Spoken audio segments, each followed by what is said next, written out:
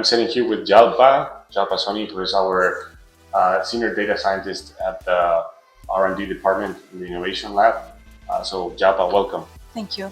We've been working on this project on explainable AI in healthcare, and you recently presented a paper that we just got accepted, right? Sure. Explainability 2025. So can you please tell us a little bit more about this? The paper is called Cat in the Box. It's about explainable AI using for healthcare data. So we have several data of biomarkers from patients who have suffered brain stroke event, and we want to understand what is the role of biomarkers, how are they affecting the outcomes of stroke or even future in prevention strategies or prognosis.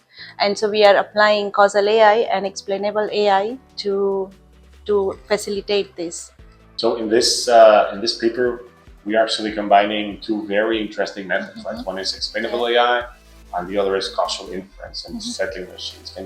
So maybe you can give us a little bit more understanding of why are these technologies important in the healthcare, and how do you see them evolving over the years? Yeah, of course. So the main point with traditional AI is that it has a little bit of a black box sort of nature. There is a little bit of opacity, right? So when it comes to clinical settings, you need a little bit more transparency because it's a high stakes settings. You use a little bit more human involved decisions, right? So it's important you understand why these decisions are being made by whichever AI we are using, and that's the goal of the explainable AI called the settling machines.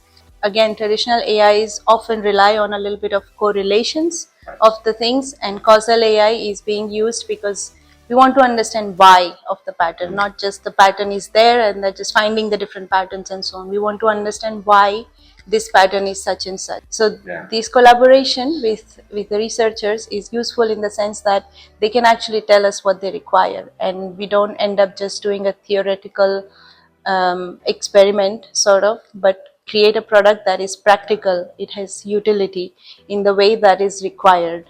Right, and we can actually put that expertise that you were generating into a service that the experts in the medical world can use. Precisely, right? Precisely. We have an amazing team. We have quite a great expertise combined together in our team. I agree. And it's really cool that companies like Capitole now invest in research-based services, which is going to be the future. So this paper it's just a first step.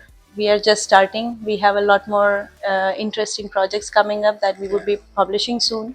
We also have a few initiatives lined up for the future, for the near future.